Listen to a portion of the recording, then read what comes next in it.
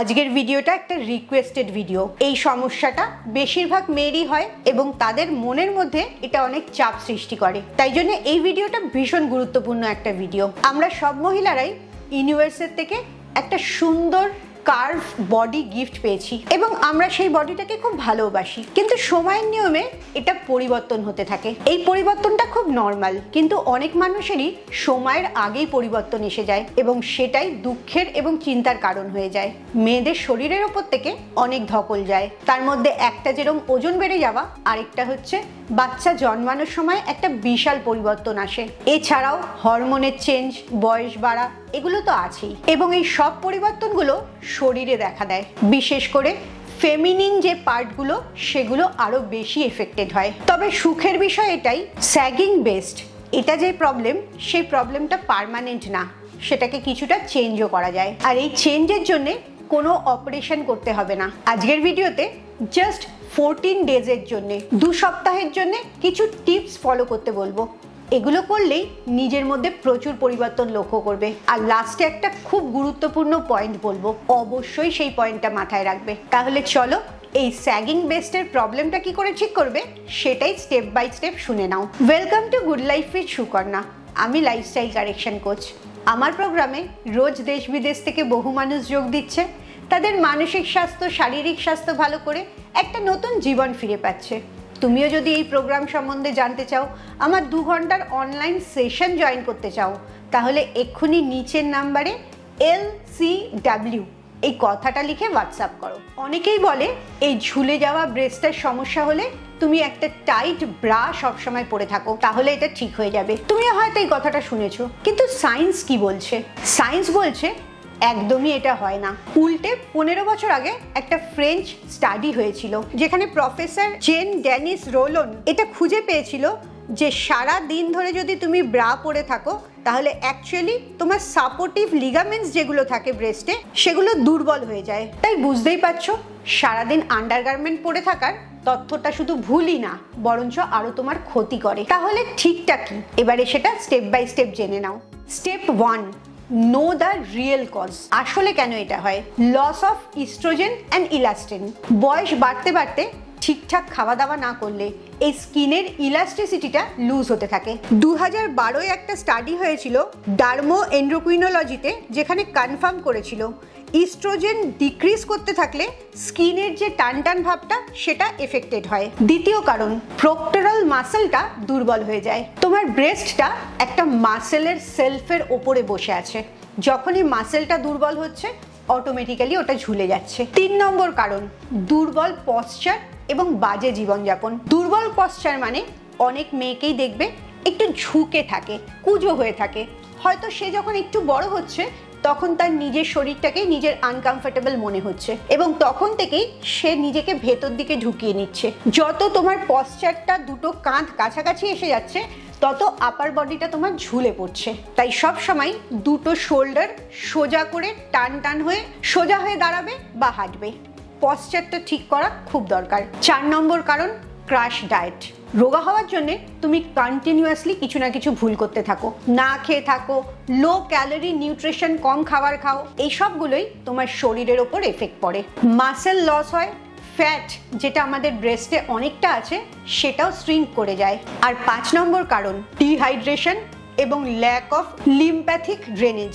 মেয়েরা এমনিতেই জল কম খায়, টয়লেট যাওয়ার সমস্যা হয় বলে, আর এটাই সরাসরি শরীরের মধ্যে এফেক্ট করে।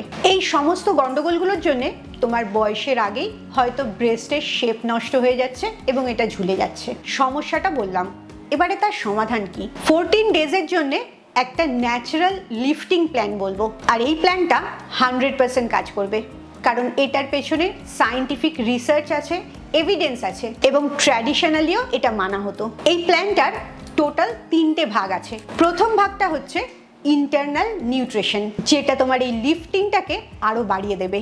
ভিটামিন সি আর প্রোটিনের কম্বিনেশন, এই দুটোই তোমার চামড়ার কোলাজেনটাকে ভালো রাখবে। ভিটামিন সি মানে যে কোনো টক জাতীয় খাবার, বিশেষ করে আমলকি বা লেবু। আর প্রোটিন, আমিষ হলে মাছ মাংস ডিম, আর নিরামিষ হলে টোফু, সয়াবিন, পনির এগুলো। 2 নম্বর পুষ্টি ফ্লেক্সিড। এই ফ্লেক্সিড নিয়মিত খেলে তোমার ইস্ট্রোজেন হরমোনটাকে বেটার করে এবং স্কিনটাকে টোন্ড রাখে। 3 নম্বর খাবার হচ্ছে 1 গ্লাস জলের মধ্যে 1 চিমটে রক সল্ট বা সন্দক লবণ। এটা যদি সকালবেলা তুমি খেতে পারো তাহলে তোমার স্কিনের ইলাস্ট্রিসিটিটা ঠিক থাকে, মিনারেলসটা তোমার শরীর ঠিক করে অ্যাবজর্ব করতে পারে। 2013 একটা স্টাডি হয়েছিল জার্নাল অফ নিউট্রিশনে, যেখানে দেখা গেছে যে মহিলারা সকালবেলা কোলাজেন বুস্টার নিউট্রিশন খেয়েছিল 8 উইকের জন্যে, তাদের সিগনিফিকেন্টলি ইমপ্রুভ হয়েছিল স্কিন ইলাস্ট্রিসিটিতে।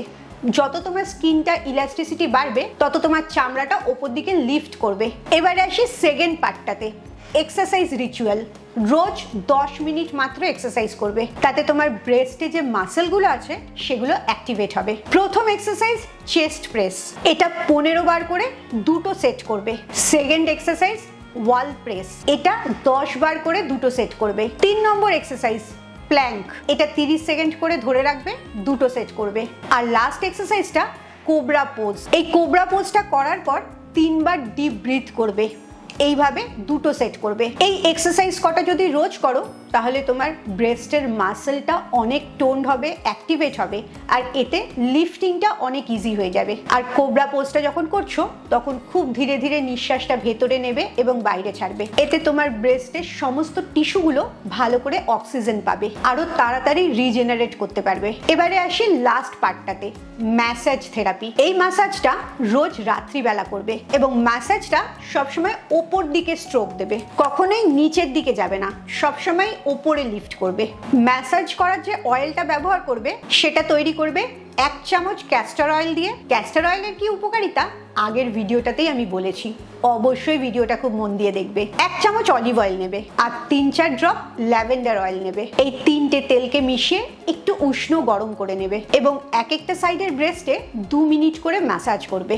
আয়ুর্বেদাতে বলা আছে ক্যাস্টর অয়েল, অলিভ অয়েল এই দুটোই সানিয়া ভালিয়া স্ট্রেংথেনিং টু ব্রেস্ট টিস্যু। এছাড়াও একটা ছোট্ট স্টাডি হয়েছিল অল্প কয়েকজনকে নিয়ে 2017-তে, সেখানেও দেখা গেছে তুমি যদি ডেলি বেস্ট ম্যাসাজ করো তাহলে তার ফার্মনেস, স্কিনের হাইড্রেশন এবং ব্লাড সার্কুলেশন অনেকটা বেড়ে যায়। এই 3টে স্টেপই শুধু না, তুমি একটা মাস্কও ব্যবহার করতে পারো। এই মাস্কটা বলার আগে কয়েকটা ভুল বলে নি। প্রথম ভুলটা করো, একটা টাইট স্পোর্টস ব্রা সবসময় পরে থাকো, সেটা একদম করবে না, তাতে তোমার লিম্ফের ফ্লো গুলো বন্ধ হয়ে যায়। সেকেন্ড ভুলটা বেশিরভাগ মেয়েই করে, প্রোটিন খায় না।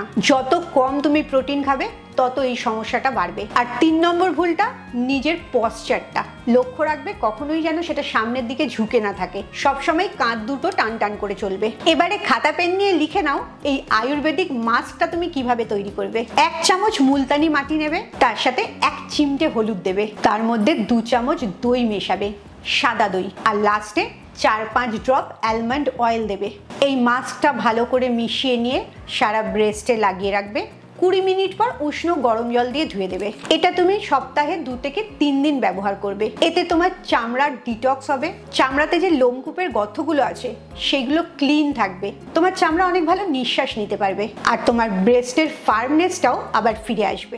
আজকের ভিডিওতে যা যা বললাম এগুলো ছাড়াও একটা বড় ঘটনা আছে, সেটা হচ্ছে তোমার কনফিডেন্স। তোমার শরীরের পরিবর্তনের সাথে যদি তোমার কনফিডেন্স কমতে থাকে তাহলে তুমি বয়স হয়ে গেলে কি করবে? তখন তো পরিবর্তন আসবেই, কোনো কিছু দিয়েই সেটা ঠেকাতে পারবে না। কিন্তু তোমার কনফিডেন্সটা যদি তোমার ভেতরে থাকে, তোমার ভাবনা চিন্তা, জ্ঞান, কথাবার্তা এগুলোর উপরে তোমার কনফিডেন্সটা নির্ভর করে, যেটা তোমার ব্রেন থেকে অপারেট হচ্ছে, তাহলে যত বয়স বাড়তে থাকবে সেটা আরো বাড়তে থাকবে। কারণ দিনকে দিন তুমি আরো বেশি নলেজেবল হবে, আরো ভালো মানুষ হবে, আরো তোমার এনার্জিটা পজিটিভ হবে এবং তোমার মধ্যে উইজডম আসবে। অবশ্যই এইগুলোর জন্যও তোমাকে নিয়মিত প্র্যাকটিসে থাকতে হবে। আর তার জন্যই আমি সবসময় বলি, শরীরটা তোমার হাতে নেই, শরীরটা বয়সের সাথে সাথে কমজোরি হতে থাকবে, খারাপ হয়ে যেতে থাকবে, কিন্তু তোমার মনটা, ভাবনাটা, আত্মাটা এগুলোকে তুমি সবসময় ইয়াং রাখতে পারবে। তুমি যদি এগুলোর উপরে বেশি ফোকাস করো তাহলে দেখবে কোনো সময় তোমার কনফিডেন্স লুজ হবে না। আর আজকের ভিডিওতে যেগুলো বললাম